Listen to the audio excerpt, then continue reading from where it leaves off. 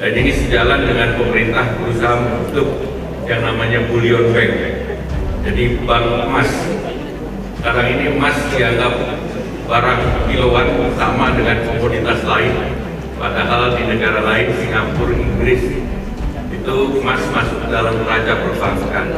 Nah, kita yang PT Pegadaian punya 70 ton emas juga itu hitungannya hanya sebagai stok. Nah, kita berharap kalau dengan ada produksi emas, ada bank emas, ada industri perhiasan, maka itu seluruh hilirisasi juga kita dorong. Kita akan bentuk bank emas. Jadi selama ini kita tidak punya bank untuk emas kita, tidak ada di Indonesia.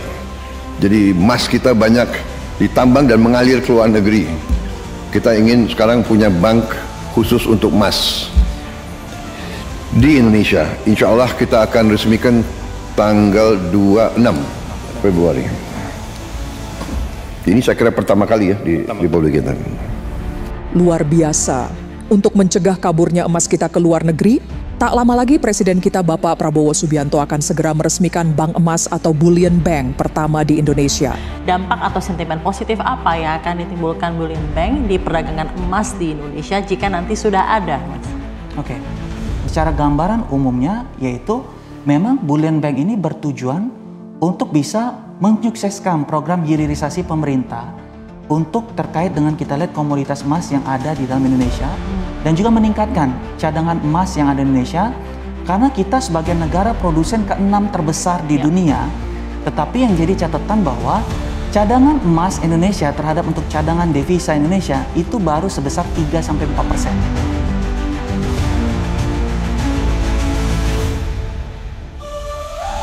Indonesia memang terkenal sebagai salah satu negara yang kaya akan emas. Dan saat ini, Indonesia bahkan menjadi negara dengan kategori pengekspor emas terbesar ke-20 di dunia.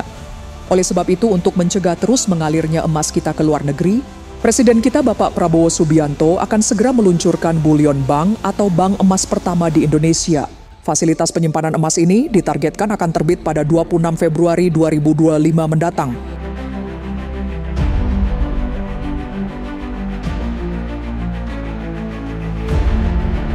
Menteri BUMN Erick Thohir memastikan kehadiran bank emas semakin menguatkan ekosistem hilirisasi emas di Indonesia dan memberikan manfaat untuk negara dan masyarakat.